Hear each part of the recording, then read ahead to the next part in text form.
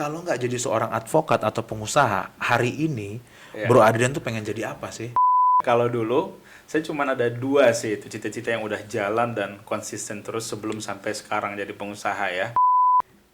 Jimmy Fadlin atau Imran Nin Raffles?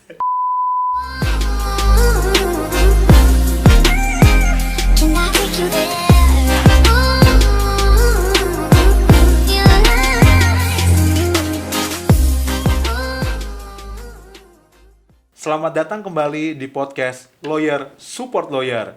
Kali ini, di episode yang ketiga, kita kedatangan tamu yang tidak kalah penting dan tidak kalah serunya. Kenapa? Karena tamu atau narasumber atau rockstar kita kali ini, tentunya dia merupakan seorang advokat.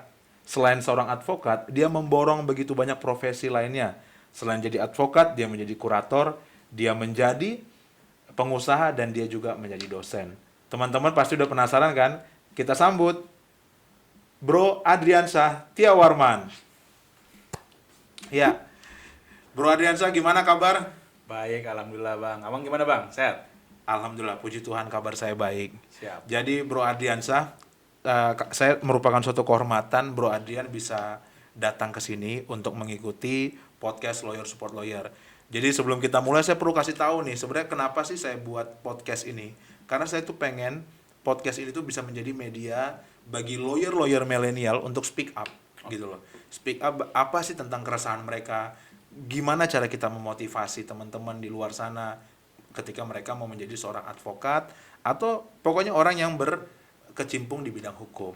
Nah, salah satunya Bro Adrian nih. Karena Bro Adrian ini saya kenal itu sudah lama, lebih dari 5 tahun mungkin gitu kan, sampai dengan seperti ini. Saya tahu banget cerita-cerita dari Bro Adrian ini dari getir-getirnya karena kita sama-sama merintis. Betul. Seperti itu. Nah, sekarang saya pengen sapa dulu nih. Bro Adrian sekarang ini lagi kesibukannya apa nih? Kok sampai bisa mampir ke sini, atau memang lagi meluangkan waktu atau seperti apa? Siap. Ya pastinya suatu kehormatan juga pasti dipanggil oleh senior saya nih, Bang Ojak gitu ya, diundang ke podcast yang sangat luar biasa gitu. Jadi kenapa bisa hadir ke sini ya pastinya karena diundang gitu ya. Ya, betul. Kalau udah diundang sama Bang Ojak ya kita agenda-agenda lain yang harus kita geser gitu ya. Kita harus utamakan ke sini. Gimana cara saya membayarnya nih? Bayaran gampang di luar nanti. Iya. Siap. Jadi ini sudah dipersiapkan waktunya pastinya. Oke. Tadi Gitu. kan terima kasih loh, Bro. Karena dari saya introduce tadi kan saya udah bilang ternyata Bro Adrian ini seorang advokat, seorang kurator, seorang dosen, dan seorang pengusaha gitu kan. Betul. Walaupun teman-teman pasti penasaran pengusaha ini pengusaha apa gitu kan. Nah, tapi sebelum saya tanya ke sana, sebenarnya Bro Adrian kalau nggak jadi seorang advokat atau pengusaha hari ini, Iya. Bro Adrian tuh pengen jadi apa sih? Oke. Ini penasaran nih. Siap. Jadi ini ditanya cita-cita ya waktu kecil dulu. Ini Betul. mungkin bikin kaget lah ya. Sebenarnya kalau dulu saya cuma ada 2 sih itu cita-cita yang udah jalan dan konsisten terus sebelum sampai sekarang jadi pengusaha ya. Iya. Itu yang pertama itu jadi ustadz atau Oke. jadi tentara. Gitu. Wow, jadi Dua ini sebenarnya. jadi ustadz dan jadi tentara. Betul. Wah, motivasinya apa tuh jadi ustadz dan tentara? Kalau ustadz itu pertama memang dari kecil ya, dari kecil kan dididik ikut sekolah agama ya. Terus kayak dikasih kemampuan untuk menghafal Al-Qur'an itu Iya, lebih iya. cepat, bahkan waktu itu sempat ikut MTQ dan alhamdulillah juara. Iya. Terus dipercaya juga di tetangga-tetangga di tempat perumahan saya tinggal, itu terakhir sebelum saya kuliah, itu setahun terakhir saya ngajar ngaji Oh, ngajar dari ngaji. anak SD, SMP, SMA, bahkan orang tua gitu. Itu dulu. Jadi bakat itu sepertinya sudah ada gitu ya. Terus waktu kalau untuk tentara ya, Iya, aku tentara. pertama dulu cinta banget lah sampai sekarang sebenarnya cinta tanah air gitu Wah, kan. iya. Kalau cinta tanah air kan ditujukan dengan bagaimana mengibarkan bendera gitu. Jadi waktu SMA itu dari SD bahkan dari Iya. SD sudah jadi danton, sudah memahami peraturan baris berbaris. Paskibraka? Paskibraka juga saya ikut, aku ikut juga Paskibraka, bahkan sampai di kuliah di UI, jadi pengibar bendera juga, dan di Fakultas Hukum UI juga dipercaya jadi pengibar bendera juga waktu itu. Terus apa yang membuat nih ternyata kok jadi dari ustadz atau nggak teknik kok tiba-tiba jadi sekarang gitu loh? Oke, ya yang bikin itu ini sih, ya pola pikir berubah ya saat pas sudah masuk UI. Banyak hal. Kalau untuk ustadz itu kan sebenarnya karena guru ya, guru mengajar ternyata kita bisa memberikan ilmu itu dari berbagai sumber dari segala sisi gitu ya. Terus kalau untuk yang tentara memang saat udah masuk kuliah di semester 4, bahkan di semester 4 masih pingin tuh ikut perwira karir waktu itu. Tapi sudah jalan semester 5 kayaknya lebih memahami diri ini bukan orang yang bisa diatur. Nah, kan kalau itu kan kita punya atasan, ada sistem gitu. Karena waktu itu komando, betul, pernah magang waktu itu di Bank Indonesia, terpilih magang di situ. Tapi nggak nyaman di belakang meja dari jam 8 sampai jam 5 sore itu nggak kuat gitu. Tapi lebih suka menerima tantangan-tantangan baru. Jadi kayaknya aku cocoknya orang yang bisa tidak di belakang meja, bisa bekerja atau menjalankan sesuatu itu berdasarkan apa tantangan yang dipikirkan, dan yang paling penting adalah bisa mengekspresikan mimpi-mimpi yang ada di dalam pikiran. Gitu sih. Terus terang teman-teman, saya baru tahu banget kalau misalnya Bro Adrian ini ternyata mau jadi ustadz dan mau menjadi tentara. Gila, saya baru tahu nih. Nah, yang anehnya dan yang saya penasaran, oke, katakan menjadi ustadz dan jadi tentara tadi udah hilang. Nah, sekarang kan udah jadi advokat, udah menjadi kurator, sudah menjadi dosen dan jadi pengusaha. Di antara 4 profesi ini nih, yang kelihatannya kayaknya maruk banget nih diambil semua. Sebenarnya kalau suruh milih, mau milih apa sih? Siap. Yang mau difokusinnya seperti itu. Sebenarnya tadi yang 2 itu nggak hilang sih. Cita-citanya tetap ada dalam hati. Yang dimasukkan ke dalam cita-cita yang sekarang. Sebenarnya itu juga masih kurang tuh. Masih ada beberapa profesi lain kan. Ya, sebenarnya yang 4 ini aja itu karena sudah passion ya, dan alhamdulillah bisa dijalani dengan baik gitu ya. Kalau disuruh milih berat sih. Tapi kalau memang ya lagi-lagi udah Bang Ojak yang minta gitu kan, saya harus milih gitu. Aku harus milih. Jadi milihnya pengusaha sih. Pengusaha ya. Oke. Memang benar, karena latar belakangnya tadi kan dari Minang atau Padang. Betul. Ya. Karena tahu nggak, Padang itu tuh pandai dagang. Betul. Sementara kalau Batak banyak taktik. Betul. Nah, jadi memang cocoknya jadi pedagang, jadi pengusaha seperti itu. Nah, kalau ngomong-ngomong pengusaha, emang sekarang lagi usaha apa sih? Oke.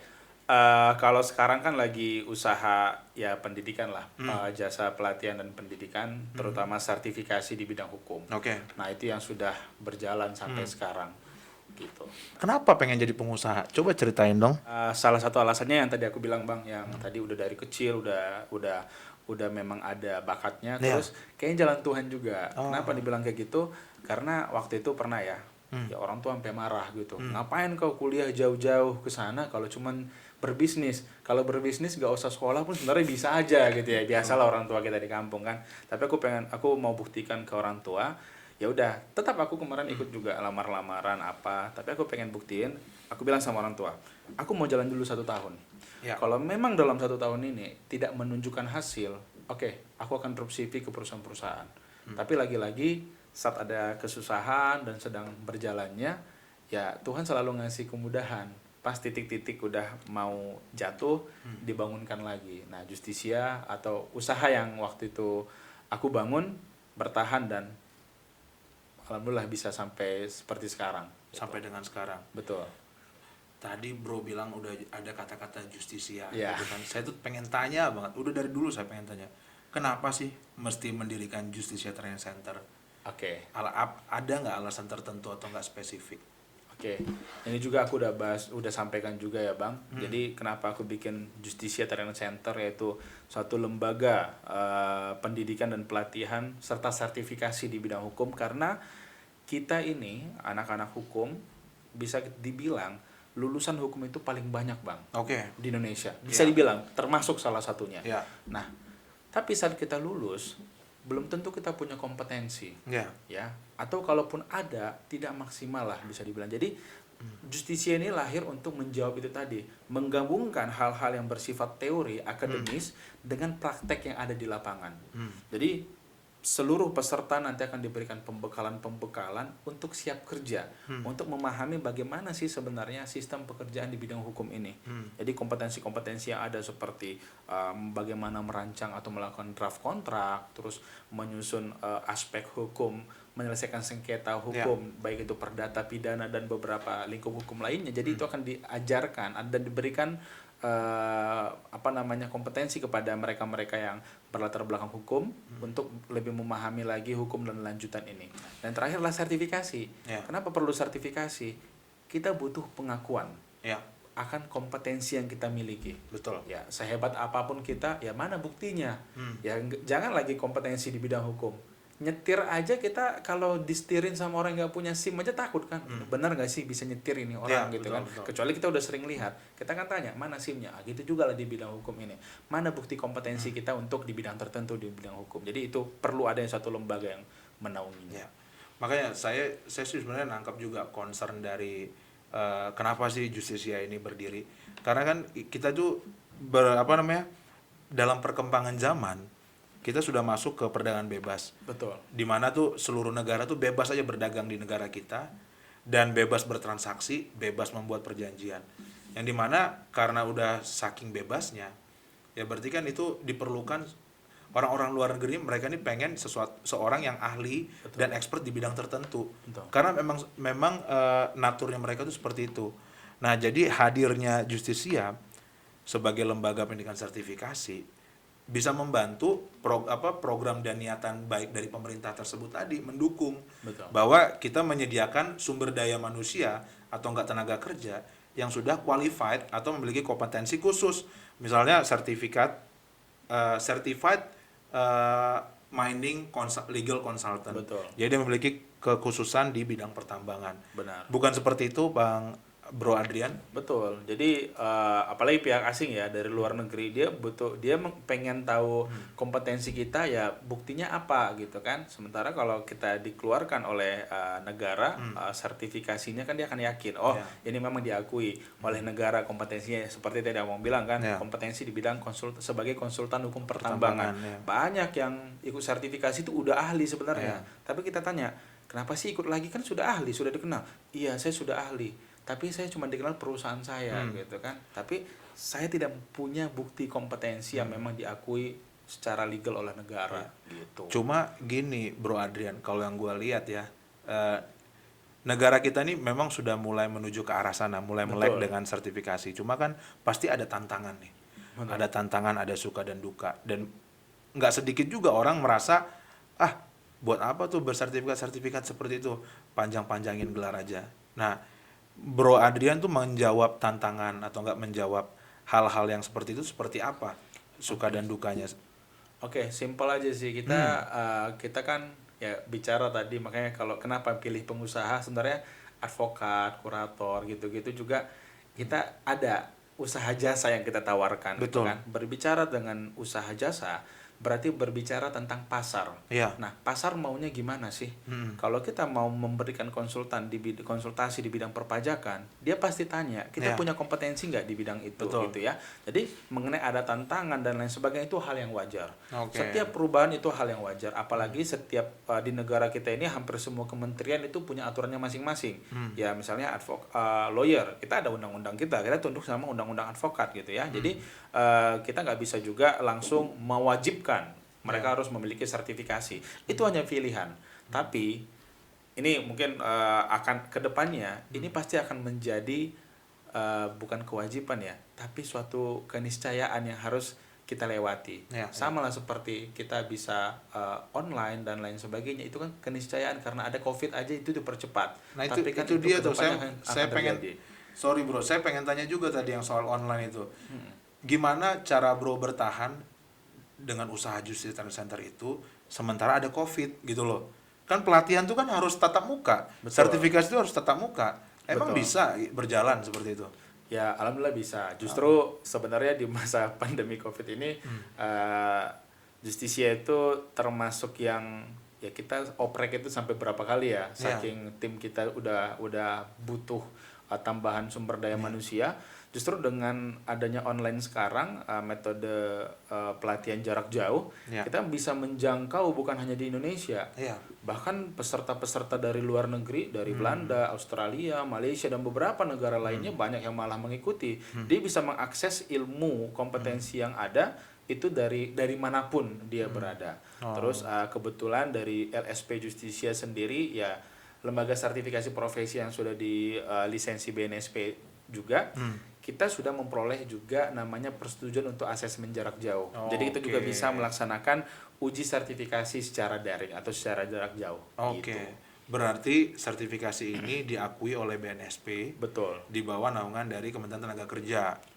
Dia sebenarnya berdiri sendiri. Oh, berdiri sendiri. Ya, Ya. dibentuk dengan peraturan pemerintah Iya. BNSP itu. Jadi bukan di bawah kementerian, tapi dia satu dan komisionernya sendiri itu langsung dilantik oleh presiden. SK Presiden lantik. Betul. Oh, berarti ini resmi ya gitu ya. Betul. Karena gini, saya juga pengen make it clear juga buat teman-teman kalau mau mengambil sertifikasi atau enggak pelatihan kompetensi, baiknya itu yang sudah memiliki yang resmi atau yang memang terakreditasi oleh BNSP. Betul. Dari lembaga sertifikasi, kurang lebih begitu. Betul, Bang. Ya, karena nanti takutnya kalian sudah capek-capek ikutin pelatihan dan ikut ujian, ternyata itu nggak diakui oleh negara atau nggak dari BNSP itu sendiri. Betul. Nah, jadi teman-teman waktu Bro Adrian mendirikan perusahaan Justisia Training Center ini, begitu banyak orang yang menolak ide-ide dari Bro Adrian. Betul. Saya lihat banyak meremehkan gitu loh. Hah? Mau bikin lembaga pendidikan? Seperti apa? Kan udah banyak lembaga pendidikan yang besar. Contoh, you name it, misalnya Faisal Hafid. Betul. Gitu kan. Udah banyak dikucilkan idenya Bro Adrian ini. Dia udah ceritain ke orang-orang banyak. Nggak mungkin lah, nggak mungkin. Tapi waktu Bro Adrian ceritakan ke saya, ini sedikit flashback dan kesaksian ya. Saya justru yang merupakan salah satu orang yang mendukung, oh bagus gitu kan. Harus kita seriusin gitu kan. Jadi singkat cerita nih kami ada bertiga waktu itu. Jadi ada Bro Adrian sendiri, ada saya dan ada Bang Andi. Andi Nartosiltor yang sekarang sudah jadi yang Hakim. mulia, sudah jadi Betul. hakim. Semoga yang mulia Bang Andi Nartosiltor bisa melihat nih podcast ini nih. Nih Instagramnya bisa di sini nanti dikasih tunjuknya. Siap. Tapi itu bener ya, banyak Betul. yang underestimate. Iya. Kemudian apa sih kata mereka setelah Justisia ini berdiri sehebat ini? Mungkin kalau kata mereka ya nggak pernah nanya juga sih sebenarnya. Iya. Cuman ya pastinya banyak yang mendoakan gitu Iya. ya. Banyak yang bilang wah nggak nyangka ya udah seperti sekarang gitu ya. Nggak nyangka ya ternyata dulu ini cuman bahan ketawa-ketawa gitu. Bahan ini ternyata sekarang udah jadi gitu ya. Jadi ya pada dasarnya pasti mengaminkan untuk yang terbaik gitu ya. Jadi sebanyak apa orang yang meremehkan, sebanyak apa orang yang mengucilkan, justru itu yang bikin kita makin kuat nih. Wah, kita harus buktiin nih ke orang-orang ini. Wah, kalau dia mengucilkan, kan rumusnya tetap berjuang sampai orang menertawakan mimpi kita gitu. Betul, kan. betul. Jadi nanti akan ditunjukkan oleh Tuhan sebagus apa mimpi kita dan sebermanfaat apa yang kita kerjakan gitu. Karena banyak juga orang beranggapan yang underestimate-nya Betul. gitu kan, nggak mungkin lah ini sebesar itu gitu kan. Tapi orang itu akan menganggap kita tuh sebagai pesaing ketika kita tuh udah mulai dihiraukan. Benar. Weh, ini siapa nih Justisia nih gitu kan? Betul. Kok udah lama-lama semakin besar seperti itu gitu kan. Betul. Tapi gini Bro Adrian, selain membahas hal yang tadi, gimana sih cara Bro Adrian membagi waktu profesi seorang advokat dan kurator ini, sementara tadi pengen jadi di sisi lain di waktu yang sama menjadi pengusaha juga. Oke, di sini kita butuh sebagai pimpinan Iya. butuh menjadi memanajemen karyawan, manajemen tim seperti apa, Oke. dan memanajemen waktu. Nah, semua ada skala prioritasnya. Jadi harus diatur. Misalnya saat kita ingin akan ada agenda dari kantor, ada agenda kurator, advokat dan lain sebagainya. Kita lihat ada nggak agenda-agenda yang bisa didelegasikan. Itu yang pertama. Yang kedua, ada apa agenda-agenda yang kita jadi penentu di sana. Nah, berarti kalau kita jadi penentu itu harus kita utamakan gitu ya. Jadi pada dasarnya untuk Justisia sendiri ini syukurnya sudah settle. Tim sudah bisa berjalan bahkan tanpa nggak ada aku juga udah jalan ini. Ini Justisia gitu. Kayak hari ini pelatihan dan lain sebagainya itu udah jalan. Lalu bagaimana ya kebetulan untungnya dibantu sama ada tim asisten untuk membantu membagi waktu ya gitu ya. Jadi kalau udah ada agenda, kita bisa berkomunikasi misalnya klien maunya jam sekian gitu ya. Ini untuk di advokatnya. Bagaimana nih mengaturnya biar agenda lain tidak tabrakan.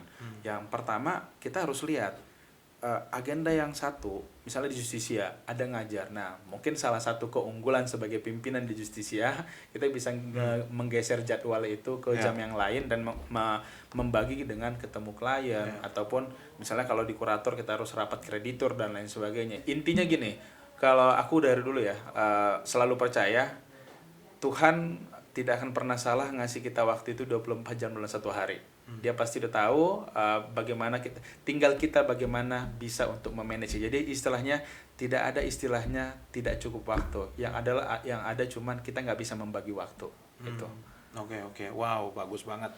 Kalau bagi pengusaha biasanya banyaknya gini. Karena waktu saya ini berharga, makanya saya berani beli waktu. Betul. Nah, beli waktu itu gimana? Ya saya hire staff, saya hire karyawan. Betul. Supaya staff dan karyawan itulah yang mengerjakan itu. Benar. Supaya saya lebih fokus ke yang lain. Betul. Itulah membeli waktu kalau bagi pengusaha. Dan dia jarang menghabis-habiskan uang. Dia lebih fokus gimana caranya menghasilkan uang. Benar. Seperti itu. Nah, sekarang saya pengen tanya nih Bro Adrian, sebenarnya ada nggak sih target atau nggak mimpi yang belum kesampaian? Sekarang jadi lawyer sudah punya istri, udah bentar lagi bahkan udah mau punya baby, entah baby girl atau baby boy gitu kan. Nah, ada nggak target atau mimpi yang belum tercapai? Kalau target dan mimpi pasti ya Bang ya, apalagi Abang tahu aku orang yang suka mimpi gitu ya. Untungnya mimpinya action, habis mimpi kita langsung action. Betul. Ada beberapa mimpi lah yang pengen dicapai. Bahkan dari dulu pertama kali menginjakkan kaki di Jakarta sebagai mahasiswa FAUI waktu itu, mimpi-mimpi itu udah dituliskan lah.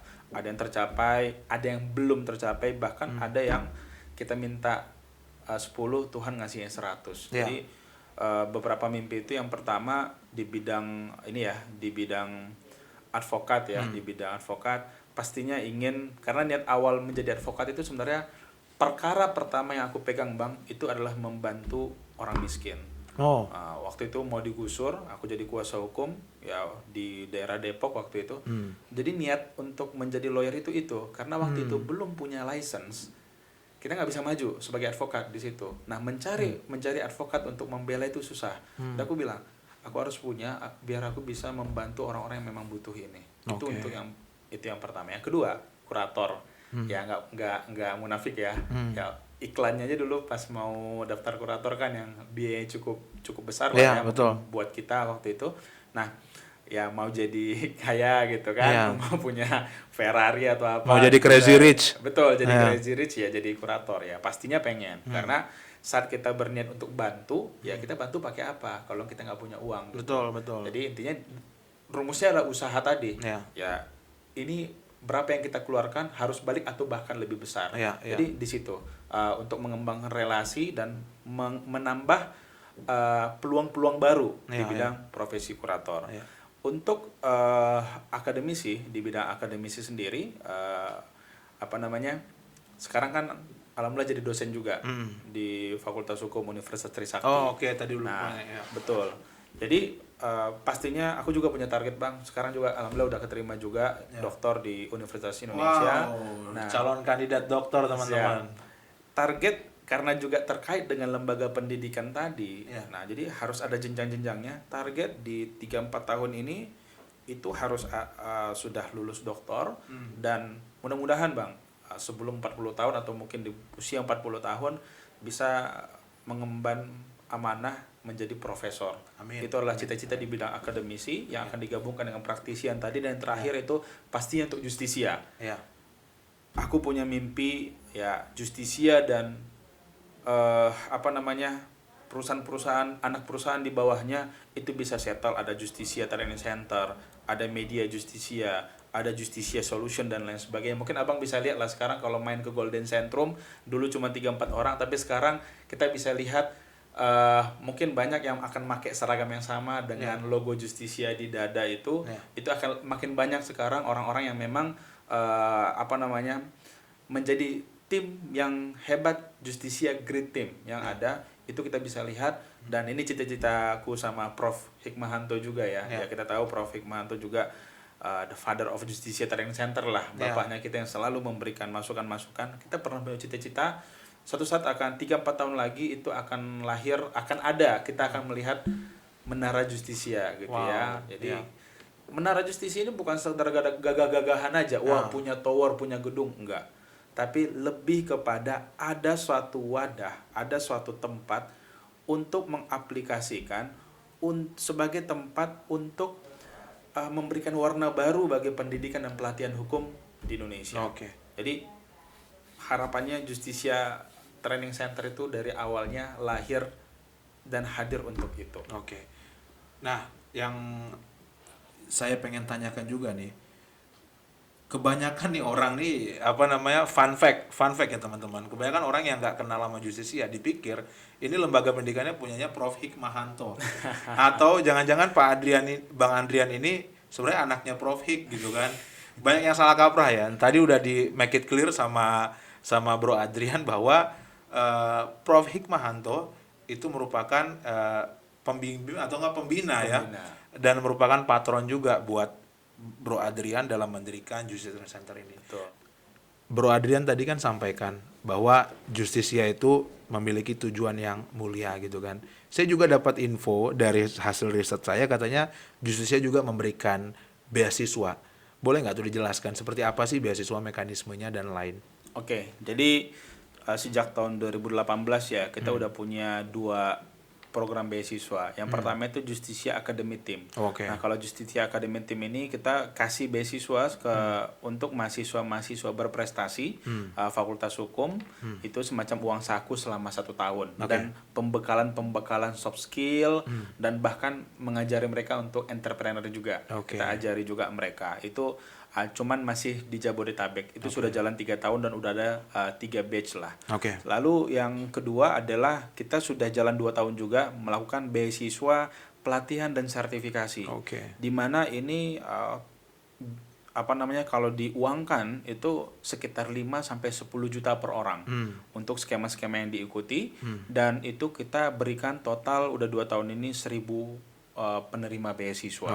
Jadi kita memang total untuk itu karena itu tadi aku selalu percaya Bang, kalau kita memberikan kebaikan itu akan berbalik lagi kepada kita. Jadi ya walaupun tadi berbicara cuan, ini adalah usaha, tapi yang paling penting adalah kebermanfaatannya. Jadi nggak selamanya kita mencari keuntungan gitu.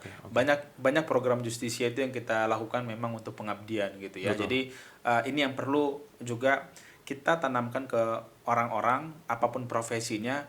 Yang utama dilakukan adalah kebermanfaatan dulu. Saat kita bermanfaat, orang akan berpikir dan kita akan punya nilai lebih dan kita akan bisa memperoleh rezeki itu tadi. Jadi yang bisa dapat beasiswa itu adalah mulai dari universitas, dari perusahaan, asalkan dikirimkan kepada kita dan dia memenuhi syarat, dia bisa ikut. Plus untuk mahasiswa ini bisa memiliki 2 keuntungan. Yang pertama, dia bisa memiliki bukti kompetensi. Jadi kalau lulus, dia punya bukti kompetensi, misalnya sertifikasi certified contract drafter, perancang kontrak bersertifikat diakui negara loh. Itu free. Dan yang kedua, dia bisa dapat SKPI. SKPI apa tuh? Surat keterangan pendamping ijazah itu udah diatur di Permen Ristek Dikti, itu harus ada sebelum seseorang itu lulus. Jadi mungkin dia bisa ikut juga di luar, tapi kita harus paham. Ada kampus, ada mahasiswanya itu 5-10 juta uang kecil. Tapi ada juga beberapa kampus mahasiswanya itu jangan lagi 10 juta, 5 juta, 500 ribu aja mungkin masih berat. Nah, dengan adanya Justisia menyelenggarakan beasiswa ini, diharapkan itu bisa mempermudah mereka untuk mengakses pendidikan tadi. Betul. Wah, itu that's why mengapa gua tuh salut sama lo. Salut sama Bro Adrian, karena gimana ya, lu sampai Bro Adrian tuh kepikiran sampai segitunya gitu loh. Untuk gimana sih cara berdampak bagi orang dengan memberikan beasiswa dan tidak berpikir hanya cuan-cuan semata. Nggak banyak loh orang dengan seusia semuda Bro Adrian memikirkan sampai sejauh sana. Nah, pertanyaan yang paling pamungkas nih Bro Adrian.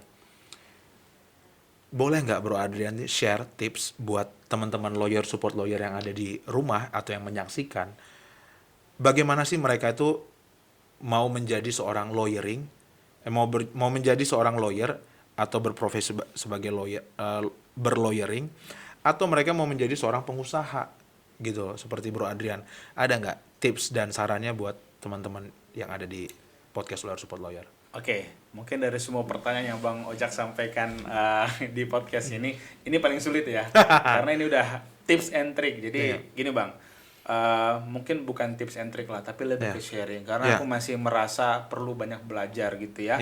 Terutama di bidang lawyering. Abang juga tahu aku masih perlu banyak belajar Bang di bidang lawyering dan hal-hal yang lainnya. Jadi ini lebih ke yang aku lakukan, yang sudah aku jalankan selama sekarang udah usia 30 tahun ya dalam menjalankan bisnis dan beberapa profesi yang sedang berjalan. Sebenarnya semua profesi itu sama kok. Tidak ada profesi yang lebih baik daripada profesi yang lainnya. Tidak ada profesi yang menghasilkan uang lebih besar daripada profesi yang lainnya. Ada adalah profesi yang mana yang lebih kita jalankan secara tulus dan ikhlas. Jadi ya tukang bubur aja bisa naik haji gitu ya, ada filmnya dan banyak hal lain. Ya jadi kalau dari aku Bang, sharing yang aku bisa sampaikan adalah pertama apapun profesinya, baik advokat, pengusaha, kurator dan apapun itu, kita harus action. Action, oke. Berarti kita harus jalankan. Ya, advokat itu ngapain sih? Bagaimana menjaga kualitas sebagai kurator? Bagaimana kita berprofesi sebagai seorang dosen? Kita harus jalankan. Kita lakukan bagaimana layaknya kita menjadi profesi tersebut. Yang kedua adalah komitmen. Saat kita sudah beraksi, saat kita sudah melakukan, kita harus berkomitmen untuk terus melakukan hal tersebut dengan baik. Selanjutnya adalah konsisten. Kalau kita sudah komitmen untuk melaksanakannya, konsisten. Misal kita jualan aja deh, jual bubur ayam misalnya. Hari Senin kita jualan, Selasa nggak buka, Rabu kita jualan tapi setengah hari, Kamis sudah nggak buka lagi. Akhirnya orang tinggalkan kita. Tapi kalau kita sudah konsisten menjadi profesi kita, Pak Andrian bisa nggak bantu saya untuk menangani perkara gitu. Pak Andrian ini ada budel, bisa nggak Bapak pegang gitu. Kalau kita terima, kita harus komit sama kepercayaan orang. Saat orang tanda tangan kuasa ke kita, itu bukan sekedar tanda tangan di kertas, tapi dia telah memberikan kepercayaan sepenuhnya untuk kita. Dan yang terakhir adalah tetap berbuat baik. Jujur, aku Bang udah ngerasain ya. Sebenarnya ternyata ya setelah flashback lagi, hal-hal yang bisa aku dapat hari ini, hal-hal yang diterima Justisia hari ini, ternyata itu efek perbuatan baik yang pernah aku lakuin 5-10 tahun sebelumnya. Contoh kecil, aku pernah dapat suatu kepercayaan memegang sebuah lembaga yang besar di Indonesia untuk melaksanakan sertifikasi se-Indonesia untuk para komisionernya gitu kan. Ternyata pas aku tanya, dari mana sih orang tahu Justisia? Oh, dari si A misalnya. Ternyata setelah flashback, ini adalah orang yang waktu dia belum jadi siapa-siapa, belum jadi apa-apa, datang ke Jakarta minta tolong ditemenin nyariin kosan. Simple, aku cuma bantu dia nyariin kosan, berjalan, ternyata sekarang dia punya posisi penting di Indonesia. Berarti intinya, jangan pernah berhenti berbuat baik kepada siapapun dan kapanpun. Kita nggak tahu, kita bantu orang sekarang, dia bukan siapa-siapa. Ternyata dia akan menjadi penolong kita 5-10 tahun yang akan datang. Itu yang harus diterapkan terutama untuk anak-anak muda sekarang. Ini yang sering kita lihat, simple aja deh. Kita lihat ibu-ibu atau siapapun ada butuh bantuan, kadang kita cuek. Hal ini harus kita hindarkan. Bagaimanapun perbuatan baik akan berakhir baik. Itu yang paling penting. Betul, saya setuju. Wow, terima kasih. Bro Adrian sangat bisa menjadi enlightenment juga buat diri saya dan buat teman-teman. Karena memang ketika kita berbuat baik juga, jangan berharap orang itu membalas berbuat baik sama kita. Tulus aja kita berbuat baik seperti itu. Dan yang kedua, kita tuh tidak boleh hitung-hitungan, gitu kan? Karena biarlah Tuhan nanti yang akan membalas. Kita nggak tahu tadi seperti yang Bro Adrian ceritakan, kapan nanti kebaikan itu datang menghampiri kita. Yang penting kita tidak berhenti berusaha, berhenti berjuang, komitmen dan action tadi seperti itu ya. Betul Bang. Oke, kalau begitu Bro Adrian, kita sekarang udah cukup nih bertanya-bertanya yang seriusnya. Sekarang kita masuk ke ke tema quick question. Wes, Iya. ini ada briefingnya nih ya. Iya, ini nggak ada briefing. Kita masuk ke tema quick question. Oke, di tema quick question ini, Bro Adrian akan menjawab 5 pertanyaan saja. Tapi ini harus dijawab dengan cepat. Kalau perlu 3 detik. Jadi Oke. tidak boleh memikir yang jauh-jauh, yang panjang-panjang. Karena hanya 2 pilihan saja. Oke. Oke? Siap. Sudah siap? Siap. Iya. Sekarang saya ingin bertanya. Pertama, tangani kasus yang ada duit atau pro bono? Ada duit. Ada duit ya. Oke. Tetap harus cuan ya. Benar. Pertanyaan yang kedua, menjadi lawyer yang spesialis atau generalis? Spesialis. Spesialis. Oke. Kenapa tuh spesialis? Ya, karena saat kita bisa memegang suatu perkara yang kekhususan, sebenarnya generalis juga kita pegang, tapi Oke. saat kita bisa dikenal sebagai satu yang ahli di bidang tertentu, value kita akan lebih tinggi. Betul. Itu sih kalau menurut Baik. Bang. Sip. Disuap atau menyuap? Disuap. Wah, lebih mending suap ya. Lebih Iya. agak terhormat ya. Betul. Iya, iya. Karena belum tentu aku terima, kan cuma terima suapnya aja. Iya. Belum tentu melakukan apa yang dia minta. Ah, betul. Iya. Saya suka nih. Rasman Arif Nasution atau Hotman Paris Hutapea? Hotman Paris itu. Hotman Paris ya, yang seperti ini ya. Iya. Pertanyaan terakhir nih. Jimmy Fadlin atau Imran Nin Raffles? Jimmy Fadlin. Jimmy Fadlin ya. Kenapa tuh Jimmy Fadlin? Ya, balik ke yang tadi, Ya. perbuatan baik akan dibalas dengan yang baik. Ya, aku melihat Jimmy Fadlin sudah melakukan yang terbaik. Jadi sebagai manusia aku akan membalas kebaikan juga untuk Jimmy Fadlin. Oke, wow, berarti ini Ada adalah kampanyenya juga iya, ternyata ya. ada kampanye terselubung juga nih. Untuk Jimmy Simanjuntak dan Fadlin, ini merupakan calon ketua umum AKPI ya. Berarti Betul. Bro Adrian mendukung ya. Siap. Calon pasangan ini gitu kan. Betul. Oke. Sip, cukup sekian quick question dan podcast Lawyer Support Lawyer kali ini. Terima kasih buat teman-teman podcast Lawyer Support Lawyer yang udah setia menonton dari awal sampai akhir, dan terima kasih juga buat Bro Adrian yang sudah hadir meramaikan podcast Lawyer Support Lawyer ini. Semoga apa yang kita ceritakan tadi berguna buat teman-teman yang mendengar dan menjadi motivasi mereka untuk semakin sukses dan semakin ter-encourage mereka dalam profesi apapun, khususnya lawyer. Sampai jumpa di podcast Lawyer Support Lawyer di episode berikutnya. Saya Ojak Stumeang dan Saya Andrian Sahtia Warman. kami pamit. Salam lawyer, support lawyer. Dah.